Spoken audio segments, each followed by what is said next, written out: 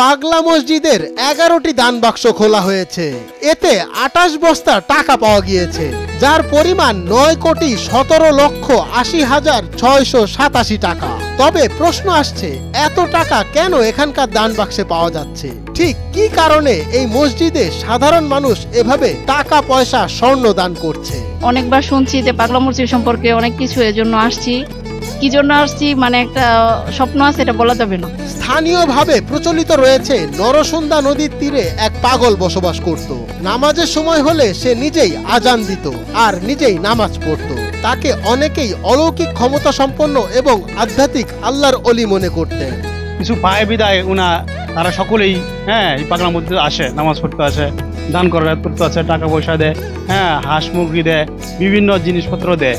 ওনারা অবশ্যই একটা কিছু পায়, না পাইলে দিত না। আরো জানা যায় তিনি প্রায়ই নদীর তীরে ধ্যানমগ্ন থাকতেন এবং সেখানেই নিয়মিত নামাজ আদায় করতেন। পরবর্তীতে একটা সময় এলাকাবাসীও তার সাথে নামাজ আদায় করতে থাকে। এছাড়া এক সময় একটি দোতলা আকৃতির মসজিদও নির্মাণ করে দেয়। গাজীপুর চৌরাস্তা থেকে আসছে, বাচ্চা কথা বলতো না, তো দেরি হয়েছিল, মান্যত ছিল, এটা পূরণ করার জন্য আসছে আজকে। জনশ্রুতি আছে মানুষ পাগলের নামে ছোট টিনের চালা আকৃতির একটি মসজিদ ঘরে মানত এবং দান করতেন। একদিন হঠাৎই এই পাগল উধাও হয়ে যায়। এলাকাবাসী পাগলের নামে পরে এই মসজিদটির নামকরণ করেন, যা আজকের পাগলা মসজিদ নামে পরিচিত। একজন আল্লাহর ওলি ছিল, মানে পাগল, সবাই পাগল ডাকতো আর কি। এই নদীর পারে, নরসুন্দা নদীর কাছে একটা মাটির টিলা ছিল। এই টিলার মধ্যে উনি নামাজ পড়তো, আজান দিত। পরে হয়বতনগর দেওয়ানবাড়িয়ারা একটা দোতলা ঘর বানাই দিয়েছিল, এটার মধ্যে উনি আজান দিত, নামাজ পড়তো। ওনার পিছনে কিছু মানুষ নামাজ পড়তো। পরে হঠাৎ করে উনি আনতে চলে গেছে, উধাও হয়ে গেছে। কালক্রমে ধর্ম বর্ণ নির্বিশেষে সকলের কাছে দান এবং মানতের অন্যতম স্থান হয়ে ওঠে ঐতিহাসিক পাগলা মসজিদ। শুধুমাত্র দেশীয় মুদ্রায় এই মানত আর দান আটকে থাকেনি, বরং দিন দিন এই দান বা মানতের সংখ্যা বেড়ে গিয়ে বিদেশি মুদ্রা যেমন কুয়েতি দিনার, ডলার, রিয়েল ইত্যাদিও পাওয়া যাচ্ছে। আমি ঢাকা কেরানীগঞ্জ থেকে এসেছি। আমি একজন দুবাই প্রবাসী।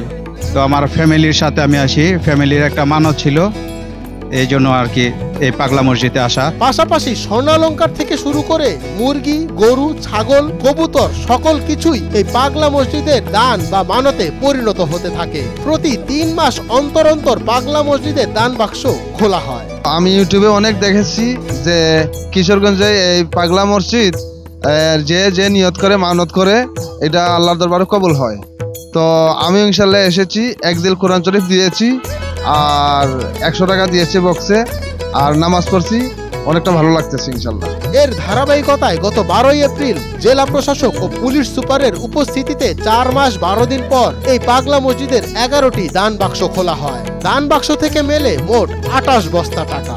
আজকে আমরা দেখেছি ২৮ বস্তা আমরা দান বাক্স থেকে অর্থ এবং অন্যান্য সামগ্রী পেয়েছি, এবং এই সামগ্রীগুলোর যে টাকাগুলো গুনে আমরা আমাদের রূপালী ব্যাংকের যে শাখাটি আছে সেখানে জমা করে দিব পাগলা মসজিদে।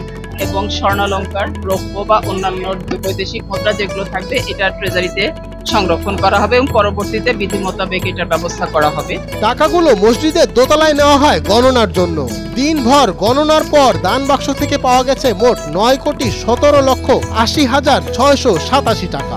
নিরাপত্তা ব্যবস্থা বিরাজমান আছে, আমাদের পুলিশ সদস্যরা আছে, আইন শৃঙ্খলা বাহিনী, আনসার, আমরা আছি, সাথে আনসার এবং আর্মি ইউনিটও আছে। সকলে কাজ করছি, নিশ্চিত নিরাপত্তা ব্যবস্থা বিরাজমান। আর এখানে যে ব্যাংক পর্যন্ত যেটা প্রোটেকশন সেটা আমাদের নিশ্চিতভাবে থাকবে এবং এটা আমাদের বিরাজমান থাকবে। জানা গেছে মসজিদের দানের টাকা ব্যাংকে গচ্ছিত থাকে, আর ওই টাকার লভ্যাংশ থেকে ক্যান্সার সহ জটিল রোগে আক্রান্তদের আর্থিকভাবে অনুদান দিয়ে থাকে মসজিদ কমিটি। মঞ্জুর এ মাওলা, নয়াদিগঞ্জ।